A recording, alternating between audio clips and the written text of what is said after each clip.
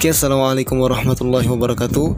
Izin Bu, kepada Ibu Rosi Armaini selaku dosen pembimbing mata kuliah Akuntansi Keuangan Pemerintah Pusat. Baiklah, izinkanlah kami di sini dari kelompok 1 ingin mempresentasikan video berupa poin yang berpower mengenai reformasi pengelolaan keuangan negara. Namun sebelum itu, izinkanlah kami memperkenalkan diri terlebih dahulu. Perkenalkan, nama saya Kemas Muhammad Tariq Jamil sebagai editor. Selanjutnya ada teman saya. Assalamualaikum warahmatullahi wabarakatuh. Perkenalkan, nama saya Triana Novitri, kelas 3 APD dengan NPM 062140510405. Assalamualaikum warahmatullahi wabarakatuh. Halo semuanya. Perkenalkan, nama saya Kur Febrianti dengan NPM 062140510402. Terima kasih. Adapun bab 1 tentang reformasi pengelolaan keuangan negara. Peraturan perundang-undangan di bidang pengelolaan. Yang pertama, Undang-Undang Nomor 17 Tahun 2003 tentang Keuangan Negara. Yang kedua, Undang-Undang Nomor 1 Tahun 2004 tentang Perbendaharaan Negara. Dan yang ketiga, Undang-Undang Nomor 15 Tahun 2004 tentang Pemeriksaan Pengelolaan dan Tanggung Jawab Keuangan Negara. Adapun A, dasar pemikiran dari Undang-Undang Nomor 17 Tahun 2003 tentang Keuangan Negara.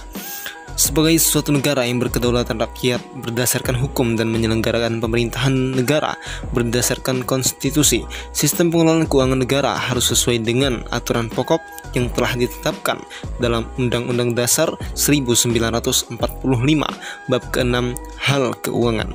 Antara lain disebutkan bahwa anggaran pendapatan dan belanja negara ditetapkan setiap tahun dengan undang-undang, dan ketentuan mengenai pajak dan pungutan lain yang bersifat memaksa untuk keperluan negara, serta macam harga mata uang yang ditetapkan dan dengan undang-undang. B. Hal-hal baru dan garis miring atau perubahan mendasar dalam ketentuan pengelolaan keuangan negara yang diatur dalam undang-undang ini.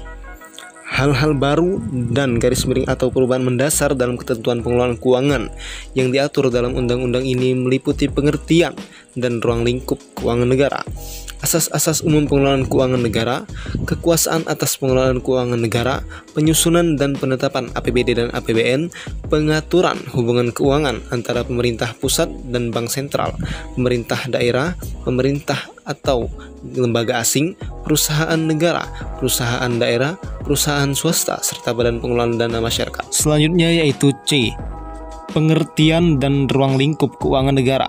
Pendekatan yang digunakan dalam merumuskan keuangan negara adalah dari sisi objek, subjek, proses, serta tujuan. Bidang pengelolaan keuangan negara yang semakin luas dapat dikelompokkan dalam subbidang pengelolaan fiskal, subbidang pengelolaan moneter, dan subbidang pengelolaan kekayaan negara yang dipisahkan. Selanjutnya yaitu D, asas-asas umum pengelolaan keuangan negara sesuai dengan amanat pasal 23C Undang-Undang Dasar 1945. Undang-undang tentang keuangan negara perlu menjabarkan aturan pokok yang telah diterapkan dalam undang-undang dasar tersebut. Ke dalam asas-asas umum yang meliputi baik asas-asas yang telah lama dikenal dalam pengelolaan keuangan negara seperti asas tahunan, asas universalitas, asas kesatuan, dan asas spesialitas, maupun asas-asas baru sebagai pencerminan best practice atau penerapan kaidah-kaidah yang baik dalam pengelolaan keuangan negara. Antara lain yang pertama, akuntabilitas berorientasi pada hasil, B, profesionalitas, C, proporsionalitas, dan D, keterbukaan dalam pengelolaan, dan E terakhir, pemeriksaan keuangan oleh badan pemeriksa yang bebas dan mandiri. Oke, selanjutnya yaitu E, kekuasaan atas pengelolaan keuangan negara. Untuk mewujudkan transparansi dan akuntabilitas dalam pengelolaan keuangan negara, laporan pertanggungjawaban keuangan pemerintah perlu disampaikan secara tepat waktu dan disusun mengenai standar akuntansi pemerintahan. Selain itu perlu pula diatur agar laporan pertanggungjawaban keuangan pemerintah dapat disampaikan secara tepat waktu kepada DPR atau DPRD yang terlebih dahulu harus diaudit oleh Badan Pemeriksa Keuangan atau BPK. BPK memegang peran yang sangat penting dalam upaya percepatan penyampaian laporan keuangan pemerintah kepada DPR atau DPRD.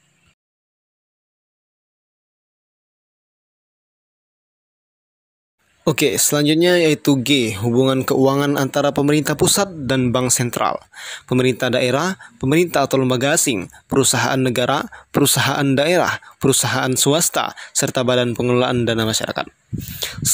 Sejalan dengan semakin luas dan kompleksnya kegiatan pengelolaan dan keuangan negara, perlu diatur ketentuan mengenai hubungan keuangan antara pemerintah dan lembaga-lembaga infra atau supranasional dalam hubungan keuangan antara pemerintah pusat dan bank sentral, pemerintah daerah, pemerintah atau lembaga asing, pemerintah dan perusahaan negara, perusahaan daerah, perusahaan swasta, dan badan pengelola dana masyarakat.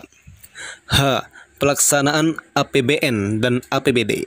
Setelah APBN diterapkan secara rinci dengan undang-undang pelaksanaannya yang dituangkan lebih lanjut dengan keputusan Presiden sebagai pedoman bagi Kementerian Negara atau lembaga dalam pelaksanaan anggaran.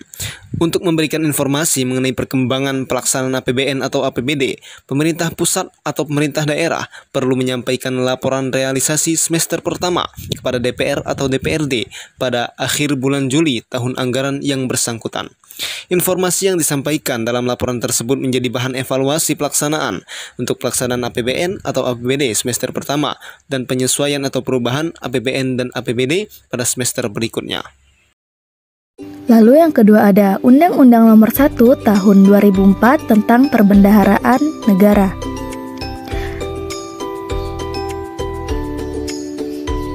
A. Dasar pemikiran. Penyelenggaraan pemerintahan negara untuk mewujudkan tujuan bernegara menimbulkan hak dan kewajiban negara yang perlu dikelola dalam suatu sistem pengelolaan keuangan negara.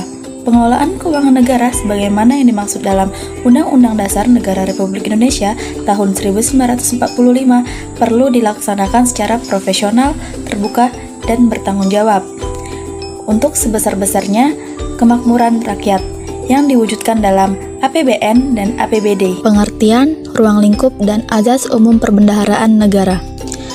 Dalam Undang-Undang Perbendaharaan Negara ini ditetapkan bahwa perbendaharaan negara adalah pengelolaan dan pertanggungjawaban keuangan negara, termasuk investasi dan kekayaan yang dipisahkan.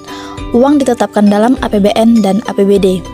Sesuai dengan pengertian tersebut, dalam Undang-Undang Perbendaharaan Negara ini diatur ruang lingkup, azas umum perbendaharaan negara, kewenangan pejabat perbendaharaan negara, pelaksanaan, pendapatan, dan belanja negara atau daerah, pengelolaan keuangan negara atau daerah, pengelolaan piutang dan utang negara atau daerah, penatausahaan dan pertanggungjawaban APBN atau APBD, pengendalian intern pemerintah, penyelesaian kerugian negara atau daerah, serta pengelolaan keuangan badan layanan umum. C. Pejabat Perbendaharaan Negara.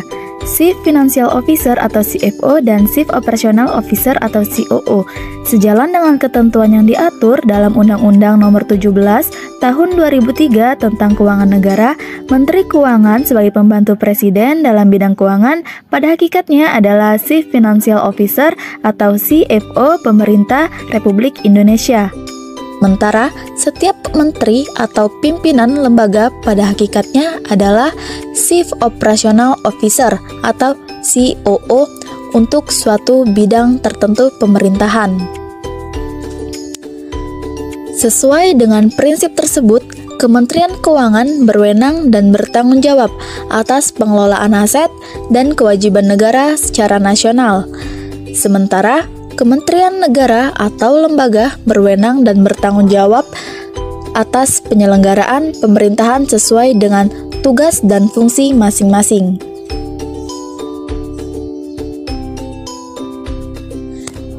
D. Penerapan kaidah pengelolaan keuangan yang sehat di lingkungan pemerintahan. Sejalan dengan perkembangan kebutuhan pengelolaan keuangan negara, dirasakan pula semakin pentingnya fungsi perbendaharaan dalam rangka pengelolaan sumber daya keuangan pemerintah yang terbatas secara efisien.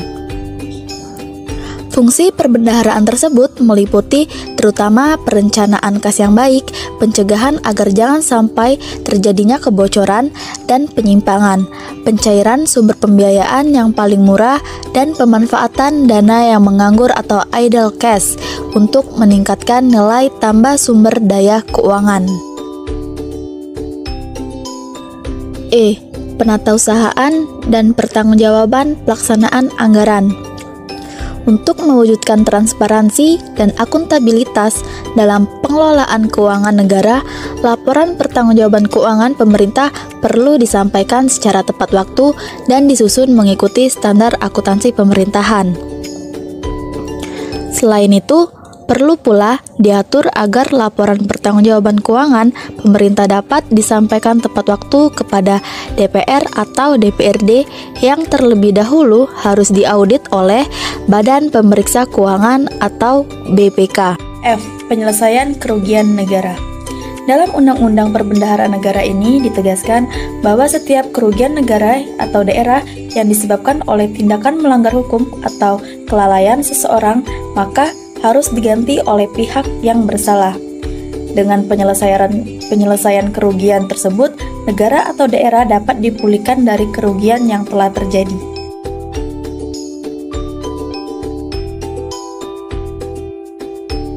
Pengelolaan keuangan Badan Layanan Umum. Kekayaan Badan Layanan Umum merupakan kekayaan negara yang tidak dipisahkan serta dikelola dan dimanfaatkan sepenuhnya untuk menyelenggarakan kegiatan badan layanan umum yang bersangkutan. Berkenan dengan itu, rencana kerja dan anggaran serta laporan keuangan dan kinerja badan layanan umum disusun dan disajikan sebagai bagian yang tidak dipisahkan dari rencana kerja dan anggaran serta laporan keuangan Kementerian Negara atau lembaga atau pemerintah daerah. Yang ketiga, Undang-Undang Nomor 15 Tahun 2004 tentang Pemeriksaan Pengelolaan dan Tanggung Jawab Keuangan Negara.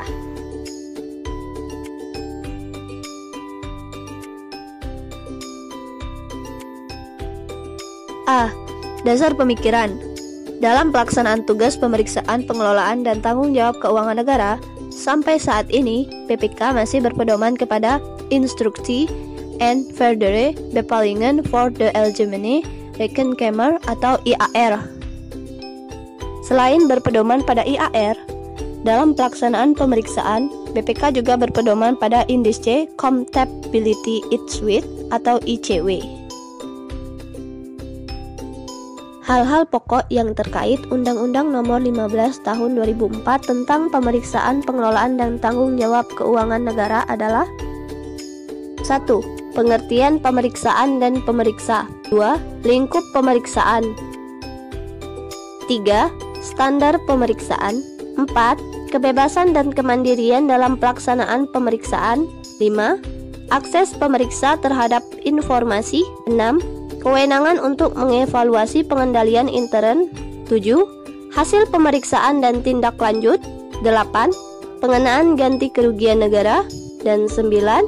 Sanksi pidana. B. Lingkup pemeriksaan BPK. Pertama, pemeriksaan keuangan adalah pemeriksaan atas laporan keuangan pemerintah pusat dan pemerintah daerah yang akan menghasilkan pernyataan opini tentang tingkat kewajaran informasi yang disajikan dalam laporan keuangan pemerintah.